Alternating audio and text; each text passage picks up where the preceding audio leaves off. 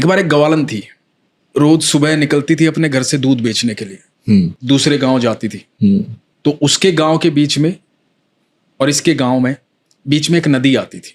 वो नदी पार करके रोज जाती थी दूध बेचने।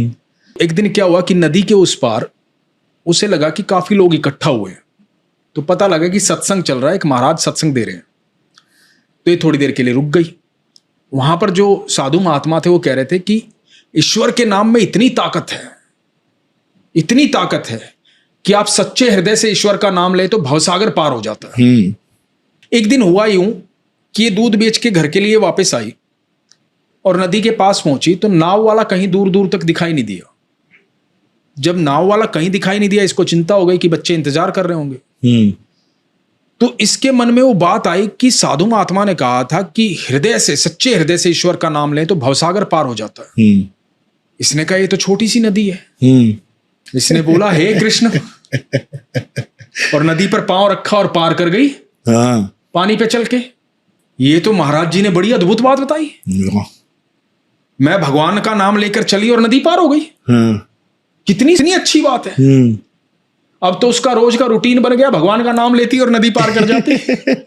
अब एक दिन इसको लगा कितना अद्भुत ज्ञान महात्मा जी ने मुझे दिया है, तो मुझे महात्मा जी का कुछ ना कुछ स्वागत करना चाहिए।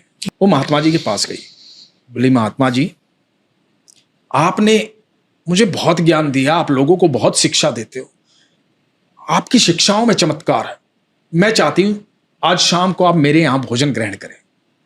तो महात्मा जी ने कहा कि ठीक है। तो बोले कि मैं दूध बेच के आती हूं, जाते वक्त आपको साथ ले जाऊंगी। बोले ठीक है। अब ये दूध बेच के आई, महात्मा जी के पास गई और जाके बोला महात्मा जी चलिए। अब महात्मा जी को लेकर के आई नदी के पास और ये बोली महात्मा जी चलिए। बोला चलो बेटा, नाव तो आने दो। बोला अरे नाव क्यों, नाव तो पता नहीं अब आएगी कि नहीं आएगी, कब तक इंतजार करेंगे, आप चलिए। बोले बेटा तैरना नहीं आता मुझे। बोला लेकिन तैरने की जरूरत क्या महाराज जी। बोला तो कैसे जाएंगे। बोला आप ही ने सिखाया था ना कि सच्चे हृदय से भगवान का नाम लो तो भवसागर पार हो जाता है। मैं तो सच्चे हृदय से नाम लेती हूँ और रोज नदी पार कर लेती हूँ। बोला नदी पार कर लेती हूँ, कैसे पार कर लेती हूँ।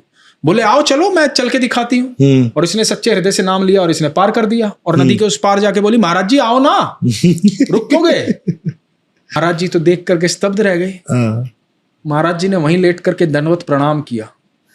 बोले कि मैं तो सिर्फ शिक्षा देता हूं, सच्चा ज्ञान तो, सच्ची भक्ति, सच्चा भाव तो यहां है तुम्हारे भीतर।